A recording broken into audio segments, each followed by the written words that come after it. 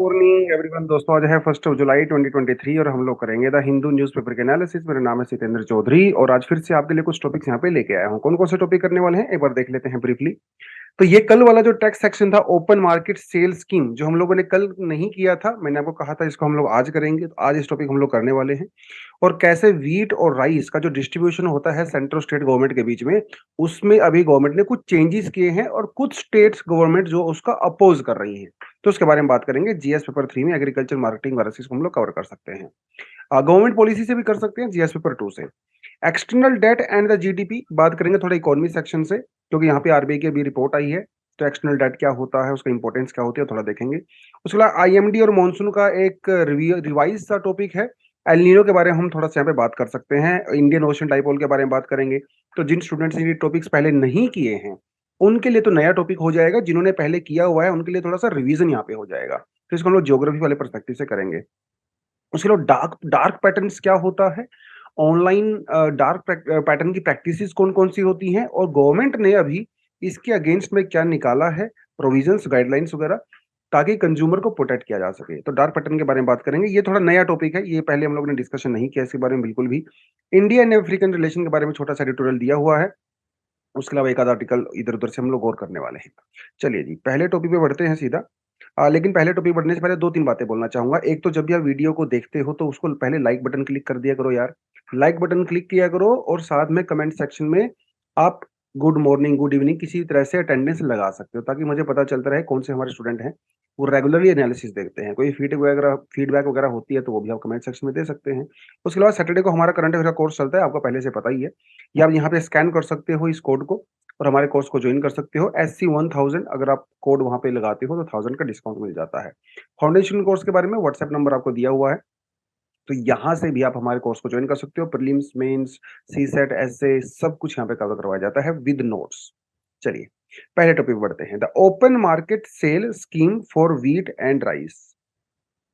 ये स्कीम क्या है, क्या इसके अंदर चेंजेस हुए हैं, आपको बताता चलता हूँ।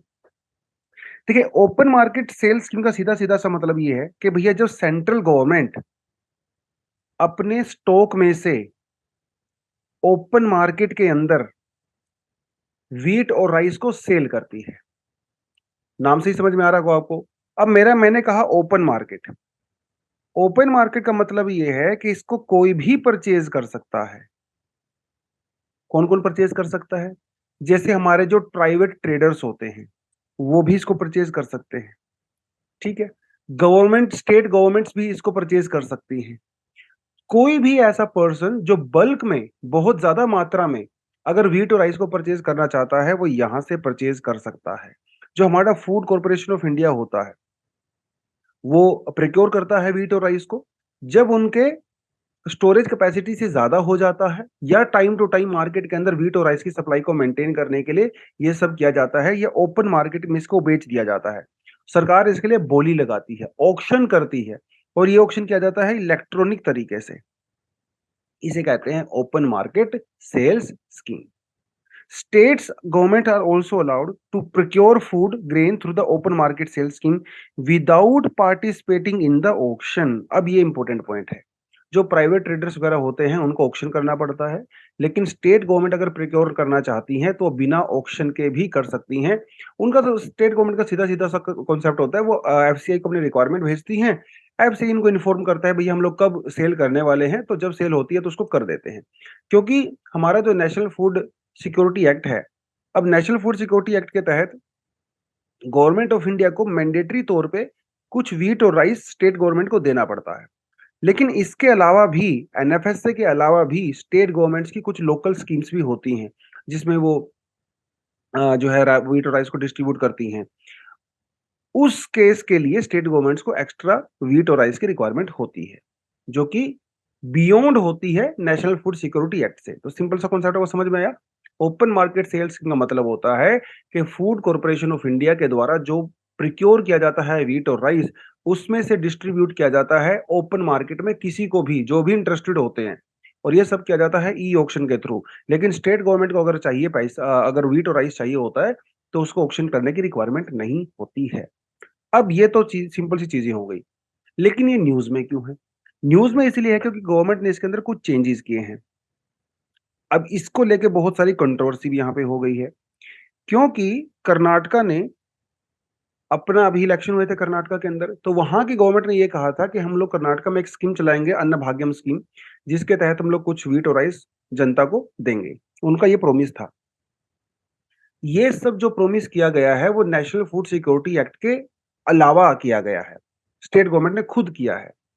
अब उसके लिए तो उसको प्रिक्योर करना पड़ेगा, अगर स्कीम के अंदर चाहिए व्हीट और राइस, लेकिन गवर्नमेंट ने कुछ चेंजेस कर दिए। गवर्नमेंट ने कहा, सेंटर ने डिसाइड किया है that centre has decided to restrict the quantity that a single bidder can purchase in a single bid under open market sales scheme।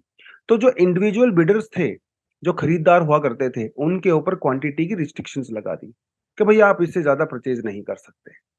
Maximum quantity की जो परचेजिंग की जा सकती जो अलाउड है दैट इज 3000 मीट्रिक टन। एक buyer इतना ही purchase करता है।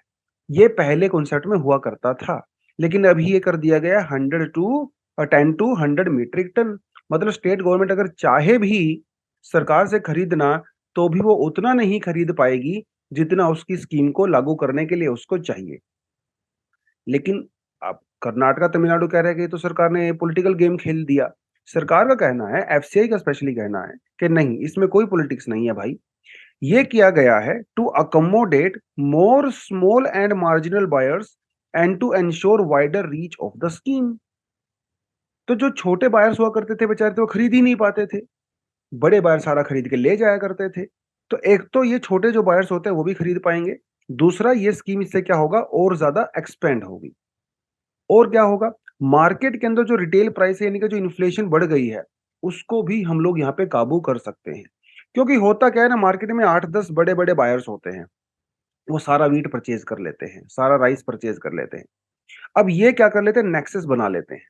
मार्केट उन्होंने गवर्नमेंट से खरीद तो लिया, लेकिन वो मार्केट में उसको रिलीज नहीं करते। तब तक रिलीज नहीं करते जब तक बहुत बड़ा मतलब हाई प्राइस नहीं हो जाता है। तो इनकी मोनोपोली हो जाती है।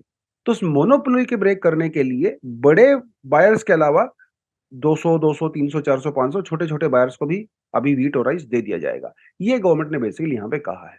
तो इसी वजह से थोड़ी-सी कंट्रोवर्सी भी इसके अंदर आती है। तो ये जो एग्रीकल्चर मार्केटिंग है, जो फूड मार्केटिंग है या फूड सिक्योरिटी की जो पूरा कॉन्सेप्ट है इंडिया में, ये बहुत इंपॉर्टेंट एग्जाम के पर्सपेक्टिव से। 2018 में भी यहाँ से क्वेश्चन पूछा गया है, देखो नेशनल फूड सिक्योरिटी एक्ट से। इसका आंसर मैंने आपको ऑलरेडी दे दिया है।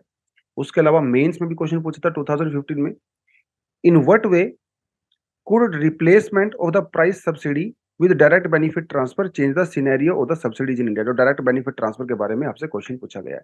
थोड़ा सा एफसीआई के बारे में अगर पढ़ना है, आप वो भी पढ़ सकते हो। ये गवर्नमेंट ओन्ड कॉर्पोरेशन है, जो कि फूड सिक्योरिटी सिस्टम को मैनेज करने के लिए इंडिया में बनाई गई है। इसे किया गया था अंडर फूड कॉर्पोरेशन एक्ट 1964 के अंदर में। 1965 में इसको एस्टेब्लिश किया गया था। मतलब एक स्टैट्यूटरी बॉडी होती है। फूड कॉर्पोरेशन ऑफ इंडिया का काम क्या होता है, तो मेंटेन करना बफर स्टॉक को फूड सिक्योरिटी के पर्पज से। क्योंकि हमारा जो पब्लिक डिस्ट्रीब्यूशन सिस्टम है, उसके तहत जो स्टेट्स को दिया जाता है, या मिड डे मील हो गया, पोषण, पीएम पोषण एंड ऑल दैट, उसके द्वारा ये किया जाता है। FCI also conduct e auction, जैसे कि मैंने अभी यहाँ पे बताया है। तो उसके बाद जो सरप्लस फूड हो जाता है, ग्रेन हो जाते हैं, मार्केट में ई ऑक्शन के द्वारा ओपन मार्केट से उसको सेल भी कर सकती है। ओपन मार्केट सेल स्कीम है ना, वो यही है बेसिकली। सरप्लस जब हो जाता है फूड कॉर्पोरेशन ऑफ इंडिया के पास, वो सब चीजें। चलिए आगे बढ़ते हैं।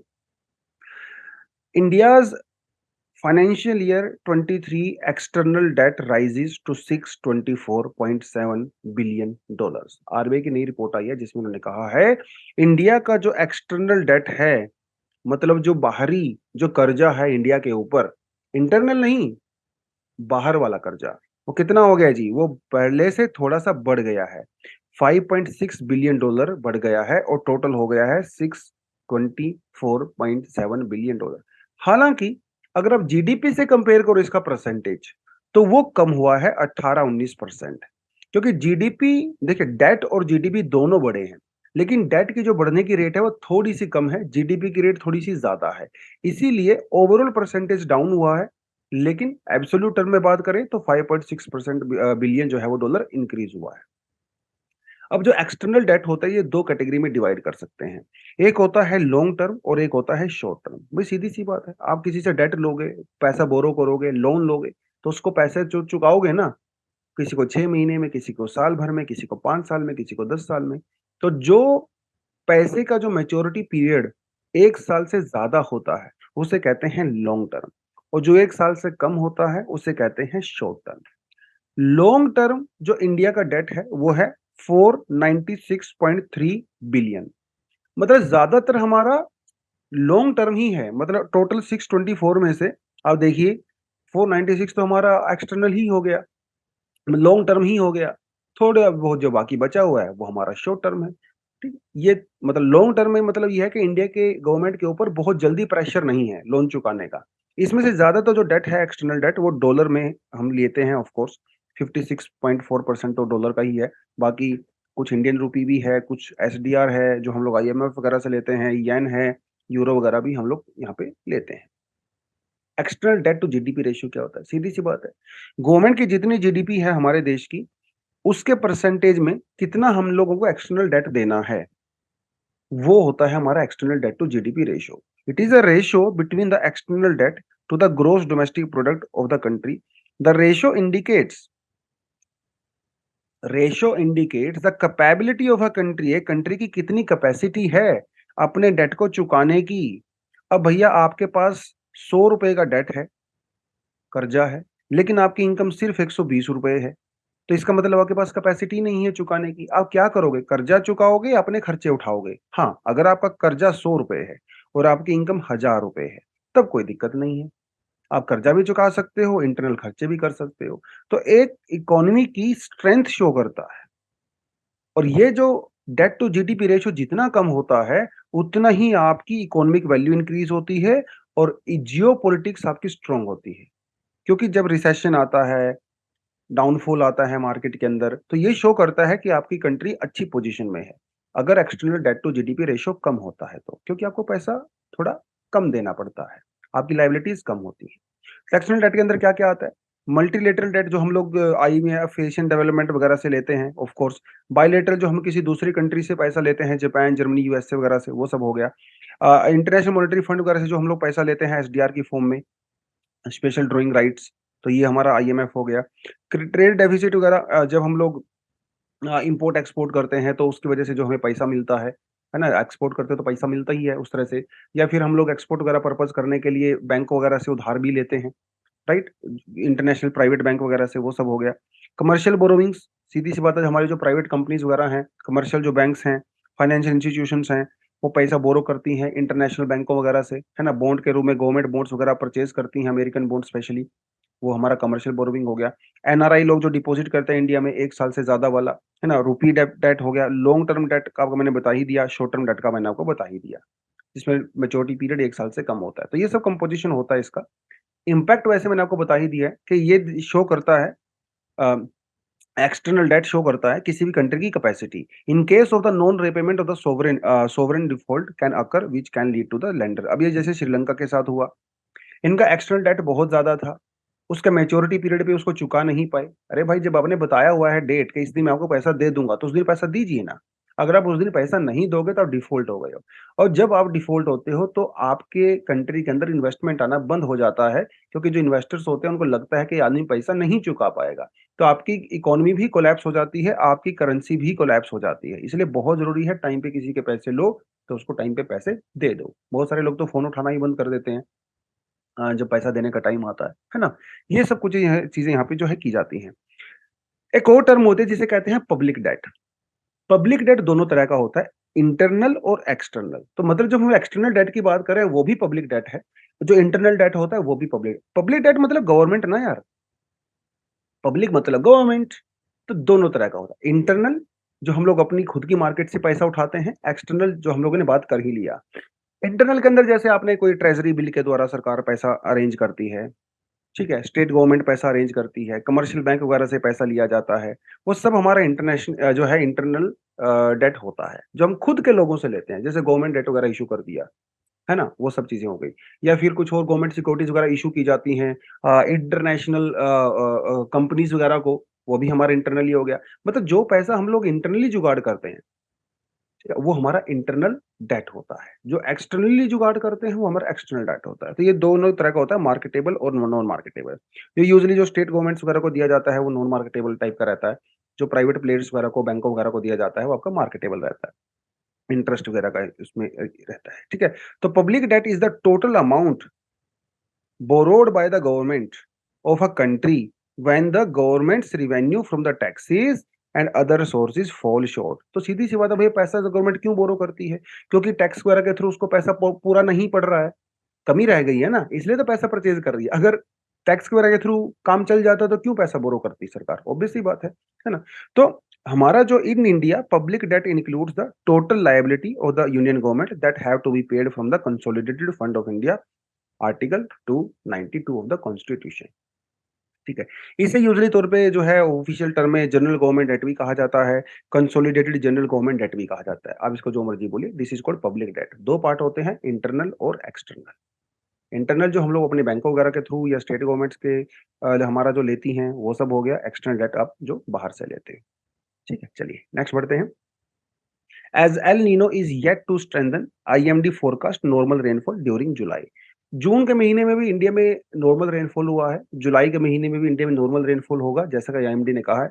लेकिन अगस्त और सितंबर में हो सकता है इंडिया में डेफिसिट हो जाए रेनफॉल, क्योंकि उस समय El Nino could be quite strong. अभी एल नीनो उतना स्ट्रॉन्ग नहीं हुआ है जितना उम्मीद की जा रही थी।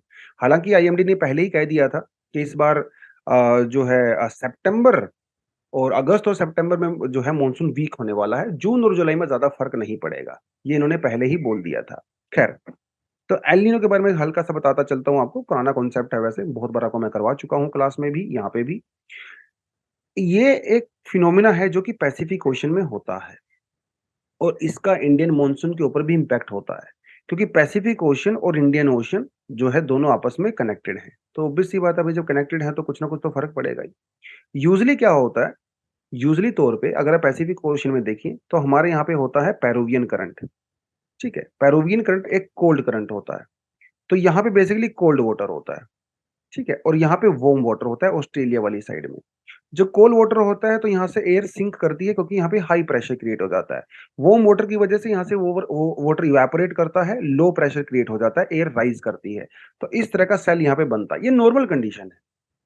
यहाँ पे मानसून भी बिल्कुल नॉर्मल रहता है, कोई दिक्कत नहीं है। लेकिन जब बात करते हैं एल नीनो की, एल नीनो में कंडीशंस रिवर्स हो जाती हैं। इसमें साउथ अमेरिकन वाली साइड में वार्म वाटर हो जाता है और ऑस्ट्रेलिया वाली साइड में जो है वो कोल्ड वाटर हो जाता है। अब ये भी कह सकती हो कि अमेरिका वाली साइड में लो प्रेशर क्रिएट हो जाता है और ऑस्ट्रेलिया वाली साइड में हाई प्रेशर क्रिएट हो जाता है। इसे बोलते हैं एल नीनो। तो जब एल नीनो होता है तो ऑस्ट्रेलिया वगैरह वाली साइड में ड्रॉट कंडीशंस हो जाती हैं और साउथ अफ्रीका अमेरिका वाली साइड में जो है फ्लडिंग कंडीशंस हो जाती हैं। This is called El Nino. ये जो एल नीनो होता है, it is little bit negative, it has little bit negative impact on the Indian monsoon also. देखिए यहाँ पे विंड रिवर्स चल रही है ना, यहाँ पे इंडियन जो विंड है वो इंडियन ओशन की तरफ चल रही है। तो यहाँ से बहुत सारा वार्म वाटर वो इंडियन ओशन में भी आ जाता है, जो कि नॉर्मल सिनेरियो होता है और एक्चुअली पॉजिटिव होता है हमारी मॉनसून के लिए। लेकिन यहाँ पे क्योंकि ये वाटर इंडियन ओशन में नहीं आ पाता, सप्लाई रुक जाती है, जिसकी वजह से इंडियन मॉनसून के ऊपर नेगेटिव इम्पैक्ट पड़ता है। अभी एल नीनो आ सकता है अगस्त सितंबर के अंदर में इम्पैक्ट उसका पड़ेगा। ये पुराना सा आर्टिकल का कंटेंट है जो ऑलरेडी मैंने आपको दिया है। अब ये ज़रूरी नहीं है कि हमेशा एल नीनो मॉनसून को नेगेटिव इम्पैक्ट ही करे, क्योंकि दूसरे फैक्टर भी तो हो सकते हैं ना। हो सकता है एल नीनो एक तरफ से जोर मार रहा है, एल नीनो एक तरफ से फोर्स कर रहा है मॉनसून को वीक करने के लिए, लेकिन दूसरी तरफ कोई और फैक्टर हो सकता है जो मॉनसून को स्ट्रॉन्ग कर रहा है। तो बहुत बार ये फैक्टर आपस में एक दूसरे को काउंटर कर देते हैं और मॉनसून नॉर्मल हो जाता है। जैसे इंडियन ओशन डाइपोल है। इंडियन ओशन डाइपोल और एल नीनो, ये दोनों फैक्टर काम करते हैं। इंडियन ओशन डाइपोल इंडिया के अंदर होता है, एल नीनो का मैंने आपको बता ही दिया। पॉजिटिव इंडियन ओशन डाइपोल हमारी मॉनसून को पॉजिटिव इम्पैक्ट करता है। ये क्या होता है पॉजिटिव इंडियन ओशन डाइपोल? देखिए, इंडियन ओशन तो आप समझ ही गए होंगे। इंडियन ओशन के 2 पोल होते हैं, एक होता है वेस्टर्न साइड में, एक होता है ईस्टर्न साइड में। जब वेस्टर्न साइड थोड़ी-सी ज़्यादा गर्म हो जाती है as compare to eastern side, इसे बोलते हैं पॉजिटिव इंडियन ओशन डाइपोल। ये हमारी मॉनसून के लिए बहुत सही होता है, बहुत बेनिफिट करता है मॉनसून को, ठीक है? क्योंकि यहाँ से जो वार्म वाटर है वो इवेपोरेट होता है, मॉइस्चर जो है एयर के अंदर आता है, क्लाउड बनते हैं और मॉनसून को पॉजिटिव इम्पैक्ट करता है। अब 2 चीज़ें हो रही हैं। क्या चीज़ें हो रही हैं दोनों? दोनों चीज़ें इस तरह से हो रही हैं कि भाई इंडियन ओशन के अंदर है पॉजिटिव डाइपोल, ये वार्म वाटर है, ये इधर से कोल्ड वाटर है, तो ये तो हमारे मॉनसून को बेनिफिट कर रहा है। ऊपर से यहां पे है एल नीनो, ठीक है, ये जो एल नीनो है वो हमारी मॉनसून को नेगेटिव इंपैक्ट कर रहा है। अब ये दोनों फैक्टर के बीच में आपस में लड़ाई चल रही है। एक तरफ ये कह रहा है कि मैं मॉनसून को पॉजिटिव करूंगा, ये कह रहा है कि मैं मॉनसून को नेगेटिव करूंगा। अब दोनों का जो टोटल सम होगा वो हमारी मॉनसून के ऊपर इंपैक्ट पड़ेगा। फिलहाल तो ये नजर आ रहा है कि शायद मॉनसून नॉर्मल ही रहे, खासकर जून और जुलाई के महीने में। अगस्त और सितंबर में हो सकता है ये थोड़ा सा ज्यादा स्ट्रांग हो जाए, ये थोड़ा सा वीक हो जाए। उस समय कुछ ना कुछ कम रेनफॉल आपको देखने को मिल सकती है, ठीक है, जैसा कि इन्होंने यहाँ पे इसमें बताया है। लेकिन ये सिर्फ इतना ही नहीं, और भी फैक्टर्स होते हैं जो इंडियन मॉनसून को इम्पैक्ट करते हैं। आर्कटिक ओशन के अंदर क्या चल रहा है, अंटार्कटिका में क्या चल रहा है, अटलांटिक के अंदर क्या चल रहा है, इवन मेडिटेरेनियन ओशन के अंदर क्या चल रहा है, साउथ चाइना सी के अंदर क्या चल रहा है, वो सारे फैक्टर इम्पैक्ट करते हैं। इसे कहते हैं dynamic nature of the monsoon, क्योंकि बहुत सारे फैक्टर इसको इम्पैक्ट करते हैं। तो हमारे जो सुपर कंप्यूटर्स होते हैं आईएमडी के पास, वो सब ये चीजें कैलकुलेट करते हैं कि मॉनसून बिलो बिलो नॉर्मल होगा, अबव नॉर्मल होगा, वो सारी चीजें। जब 1951 और 2022 के बीच की हम नॉर्मल की बात करें तो अब तक 15 एल नीनो ईयर्स आ चुके हैं, 15 एल नीनो ईयर्स आ चुके हैं, जिनमें से 9 के अंदर मॉनसून बिलो नॉर्मल रहा है। 15 एल नीनो इंसिडेंट में से 9 इंसिडेंट ऐसे हुए हैं जब मॉनसून बिलो नॉर्मल रहा है, और 6 इंसिडेंट में मॉनसून नॉर्मल रहा है। इवन 2018 में एल नीनो ईयर भी था थोड़ा सा, लेकिन उसके बावजूद भी मॉनसून जो है वो पॉजिटिव रहा। 2009 के अंदर भी ऐसा ही हुआ, एल नीनो ईयर था लेकिन मॉनसून और स्ट्रांग हो गया, क्योंकि दूसरे फैक्टर्स ने वहां पे इंपैक्ट करना शुरू कर दिया। तो जरूरी नहीं है कि एल नीनो हमेशा नेगेटिव इंपैक्ट करे, कभी कभी वो न्यूट्रल भी रहता है, कभी कभी इवन उसका उल्टा भी हो सकता है। बट जनरली तौर पे हाँ, ये हमारे मॉनसून के लिए थोड़ा सा नेगेटिव इंपैक्ट करता है। ये थोड़ी चीज आपको यहाँ से पता होनी चाहिए। चलिए जी, आगे बढ़ते हैं। Centre to issue norms against the dark pattern in the online advertisement. ये डार्क पैटर्न क्या होता है?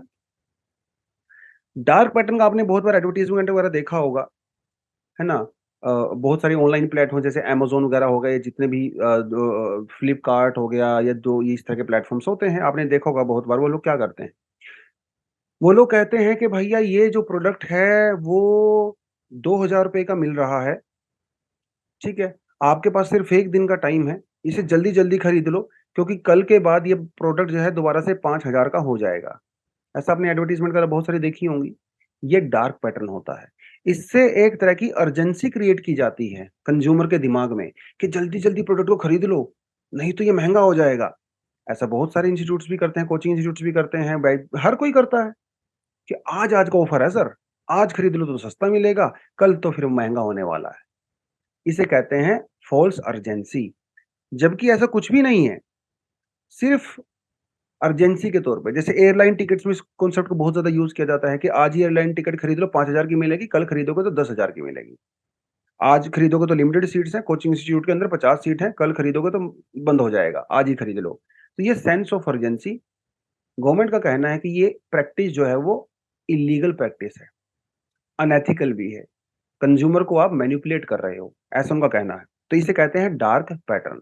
जैसे एक बेट और स्विच हो गया, ये भी डार्क पैटर्न का एक तरीका होता है, ठीक है, डार्क पैटर्न का तरीका होता है। जैसे कंज्यूमर में select a product to offer a certain price. आपने इंस्टाग्राम ओपन किया, उस पे एक जूता आया, बहुत आपका शूज आपको खरीदना है, जूते का प्राइस है 1500 रुपए। आपको लगा बड़ा बढ़िया जूता है यार, मजा आ जाएगा, इसको 1500 रुपए में तो सस्ता मिल रहा है। आप उसकी वेबसाइट पे जाते हो, 1500 रुपए आपने क्लिक किया, जैसे ही आप बिल करने लगे तो प्राइस आ गया 3000। ये क्या बात हुई? क्योंकि उसके अंदर टैक्सेस वगैरह इंक्लूड होने के बाद जीएसटी एंड ऑल दैट, वो 3000 का हो गया। इसे कहते हैं बेट एंड स्विच। आपको प्राइस दिखाया कुछ और जाता है और आपको एक्चुअली में मिलता कुछ और है। या फिर अब अमेज़न ने क्या किया, एक इंस्टाग्राम पे एडवर्टाइजमेंट चलाई जिसमें एक 15,000 का जूता उन्होंने दिखाया 1500 रुपए में। आप लोग का यार बड़ा मजा आ गया। उन्होंने देखा कि जल्दी जल्दी खरीदो, सिर्फ 3 घंटे का ऑफर है।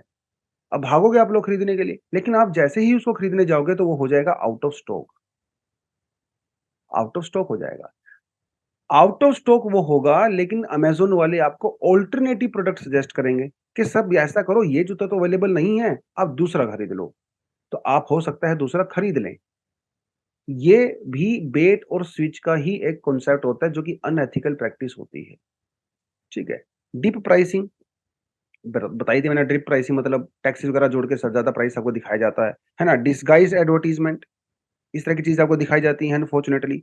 अब इंस्टाग्राम पे आप किसी को फ़ॉलो करते हो, यूट्यूब पे फ़ॉलो करते हो, इन्फ्लुएंसर्स वगैरह को फ़ॉलो करते हो, तो वो लोग क्या करते हैं, पैसा लेके प्रोडक्ट को बेचते हैं। लेकिन ये नहीं बताते हैं आपको कि हम लोगों ने इसके लिए पैसा लिया हुआ है। तो वो पेड एडवर्टाइज़मेंट्स वगैरह होती हैं, लेकिन वो ऐसा दिखाते हैं कि ये तो मैं खुद यूज़ करता हूँ, ये ब्यूटी प्रोडक्ट मैं खुद यूज़ करता हूँ, ये जूता मैं खुद पहनता हूँ, ये सब चीज़ें ना करते हैं ना वो लोग। हाँ, तो आपने कभी ऐसा सोचा कोई मान लो कोई ट्रैवल आदमी ट्रैवलर है, वो ट्रैवल इन्फ्लुएंसर है, लेकिन वो क्या कर रहा है, वो स्टॉक मार्केट की एडवर्टाइज़मेंट कर रहा है भाई। अरे आप ट्रैवलर हो, स्टॉक मार्केट कैसे कर रहे हो? आप उसके अंदर एक्सपर्ट थोड़ी ना हो फाइनेंशियल चीज़ों के अंदर, सीधी-सी बात है। तो ये सब पेड प्रमोशंस होती है और हमें लगता है यार ये पर्सन कितना अच्छा है, कितना ईमानदार है, उस प्रोडक्ट को चलो खरीद लेते हैं।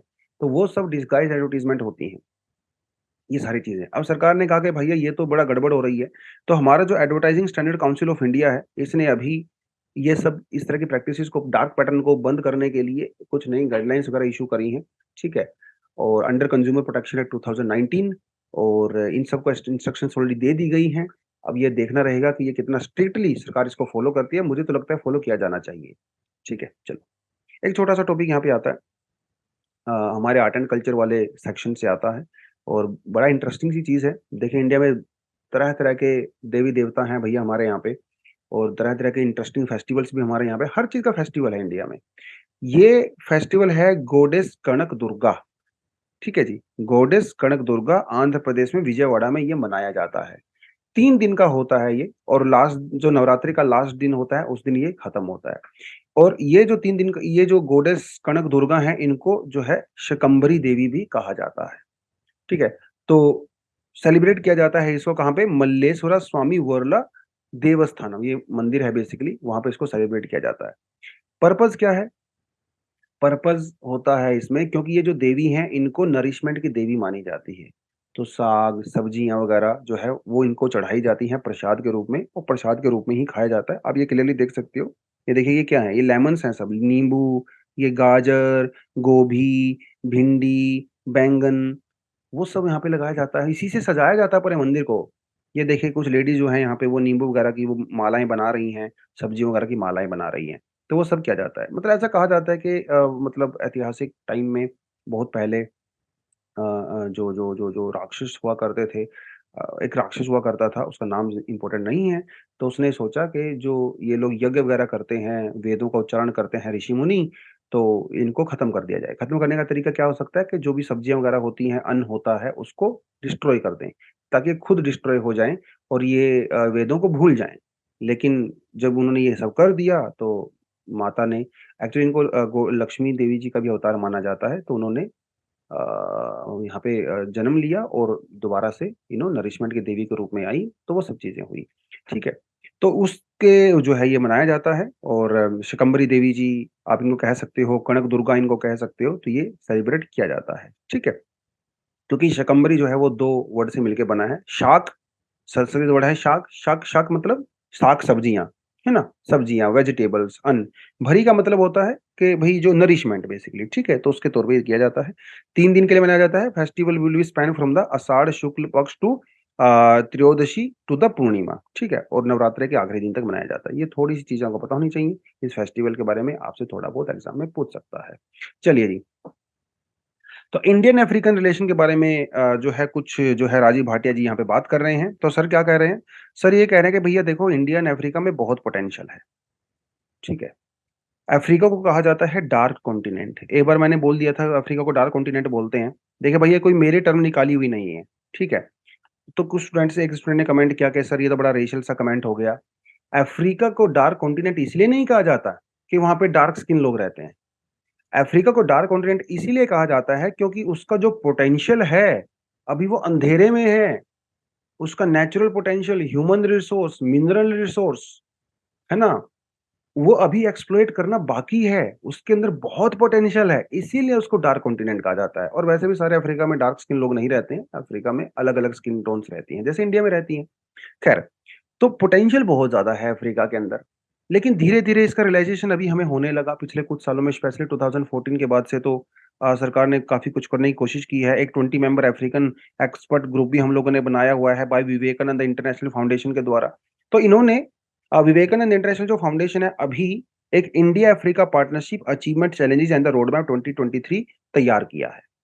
जिसमें इन्होंने कुछ सजेशन दी हैं इंडियन गवर्नमेंट को कि आप ये सब कर सकते हो अफ्रीका में अपनी प्रेजेंस को इंक्रीज करने के लिए, ठीक है? क्योंकि अफ्रीका हर तरीके से बूम करने वाला है फ्यूचर में, चाहे वो डेमोग्राफी हो, चाहे वो इकोनॉमिक हो, चाहे पॉलिटिकल हो, चाहे सोशल हो, सीधी-सी बात है। तो ग्रो करेंगे तो वो मार्केट तो वही है, पोटेंशियल तो वही है, तो डेफिनिटली हमें वहाँ पे काम करना पड़ेगा। तो पैंडेमिक की वजह से थोड़ा-सा दिक्कत हुई थी, लेकिन फिलहाल वहाँ पे चीज़ें ठीक हो रही हैं। चाहे आप डेमोक्रेसी की बात कर लें, पीस, प्रोग्रेस, इथियोपिया, सूडान वगैरह में हालाँकि दिक्कत है, कुछ स्टेट्स के अंदर तो हमेशा दिक्कत रहती है, इंडिया में भी है और हर चाइना में भी है। लेकिन मेजरली तौर पे देखा जाए तो अफ्रीका में डेमोक्रेसी स्ट्रॉन्ग हो रही है और पीस वगैरह वहाँ पे आ रही है। क्योंकि अफ्रीका में इतना सारा पोटेंशियल नज़र आ रहा है, तो हर कोई अफ्रीका के अंदर जाने की कोशिश कर रहा है। चाइना हो, चाहे Russia, USA, European union, Japan, Turkey, UAE, even India also. क्योंकि भाई वहीं पे मार्केट है, वहीं पे एनर्जी भी है, वहीं पे मिनरल रिसोर्स भी हैं, स्पेशली क्रिटिकल मिनरल रिसोर्सेज़। कोशिश तो सब कर रहे हैं, लेकिन चाइना वहाँ पे बाजी मार गया है। क्योंकि पिछले 23 इयर्स में 2000 के बाद चाइना ने भयंकर तरीके से अफ्रीका में इन्वेस्ट किया है। वर्चुअली अफ्रीकाज़ बिगेस्ट इकोनॉमिक पार्टनर है अफ्रीका। चाइना। चाइना को कहा जाता है इंफ्रास्ट्रक्चर डेवलपर इन अफ्रीका में, the resource provider, the financier. कोई भी दिक्कत हो, चाइना के पास चले जाइए, आपकी प्रॉब्लम तुरंत सॉल्व हो जाएगी। 2007 के बाद से अभी तक चाइनीज़ लीडर्स अफ्रीका में 123 टाइम्स विज़िट कर चुके हैं। अफ्रीकन लीडर्स भी 241 टाइम्स विज़िट कर चुके हैं अब तक चाइना को। समझ रहे हो? तो उससे कम्पीट अगर करना है, तो इंडिया को तो बहुत कुछ करना पड़ेगा। क्या करना पड़ेगा? तो जो विवेकानंद इंटरनेशनल फोरम जो है, उन्होंने कुछ रिकमेंडेशन दी है कि इंडिया क्या कर सकता है। बेसिकली टोटल उन्होंने 60 पॉलिसी रिकमेंडेशन दिया। सब तो हम लोग को याद करना नहीं है, थोड़ा बहुत याद करना है इस रोड मैप 2023 के अंदर। यहाँ से डेफिनिटली मेंस में एग्ज़ाम में क्वेश्चन पूछेगा। ठीक है, discuss about the road map 2023 by international Vivekananda formation, ऐसे पूछ सकता है आपसे। तो पहली रिकमेंडेशन क्या बोली कि पॉलिटिकल और डिप्लोमैटिक इस फील्ड में हमने को काम करने की रिक्वायरमेंट है। कैसे करोगे? Already India Africa forum summit हम लोगों ने बनाया हुआ है, लेकिन 2015 के बाद से अभी तक इसकी कोई नया मीटिंग नहीं हुआ है। तो आप इसको थोड़ा-सा रिवाइव करिए। ये तो हम लोग कम से कम कर ही सकते हैं ना। इंडिया G20 का प्रेज़िडेंट है, तो इंडिया को रिकमेंड करना चाहिए अफ्रीकन यूनियन को G20 का परमानेंट मेंबर बनाने के लिए। जैसे यूरोपियन यूनियन परमानेंट मेंबर है, ऐसे अफ्रीकन यूनियन भी तो हो सकता है। अगर इंडिया ने ये कर दिया, तो समझ लो इंडिया की जो पॉलिटिकल और डिप्लोमैटिक कोऑपरेशन जो है स्ट्रेंथ, वो बहुत ज़्यादा बढ़ जाएगी अफ्रीका के अंदर। दूसरा जो एरिया है जहाँ पे हमें काम करना है, वो है defence and the security cooperation. वैसे भी हम लोग चाहते हैं कि हमारा डिफेंस एक्सपोर्ट बढ़े, तो मैरीटाइम कोलैबोरेशन कर सकते हैं।